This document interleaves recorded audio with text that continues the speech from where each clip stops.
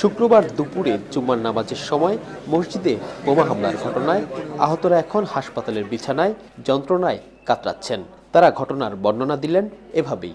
নামাজ শুরার এক রাকাত পরেই বোমা ফেটে এসে লাগে। কান্দাকাটি করে সবাই তখন আমাদের লোকজন সবাই তখন বের হলে আমি খালি একটাই বললাম, চিৎকার দিয়ে বললাম যে দরজাটা আটকাও আর পুলিশের কাছে ফোন দাও।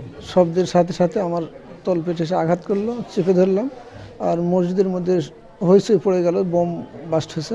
এ হামলার ঘটনায় আতঙ্ক বিরাজ করছে গ্রামবাসীর মাঝে। তারা হামলার ঘটনায় জড়িতদের বিচার চান। কোনো মায়ের বুক খালি করতে না পারে আল্লাহ অখিলিয়ে চলে গেছে। এটা তো আমার চিন্তার বাইরে, কোনোদিন তো এরকম দুর্ঘটনা ঘটেনি।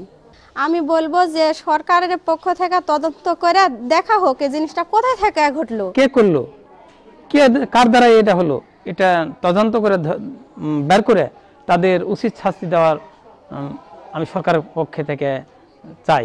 হামলার ঘটনায় বাগমারা থানায় বিস্ফোরণ আইনে একটি মামলা হয়েছে।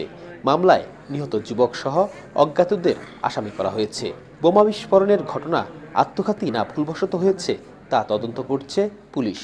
এটা অসাবধানতাবশত সে তার কাছ থেকে এটা হয়েছে কিনা অথবা আত্মঘাতী কিনা এটা তদন্ত প্রক্রিয়া চলছে। বিস্তারিত তদন্ত করলে এটা অবশ্যই বের হয়ে আসবে। শনিবার বিকেলে নিহত যুবকের ময়না তদন্ত শেষ হয়েছে। চিকিৎসকরা বলছেন নিহত যুবকের কাছেই ছিল বোমাটি। এটা হ্যান্ডমেড এবং এটা মনে হয় একটা মাঝারি পাওয়ারফুল, মিডিয়াম পাওয়ারফুল একটা বম ছিল এবং এটা তার পেটে বাঁধা অবস্থায় ছিল, যার কারণে অ্যাবডোমেন মানে তার পেটটা সিভিয়ারলি ইনজিওর্ড হয়েছে। একসময় জঙ্গি সংগঠন জেএমবির আতুরঘর হিসেবে পরিচিত ছিল বাগমারা উপজেলা।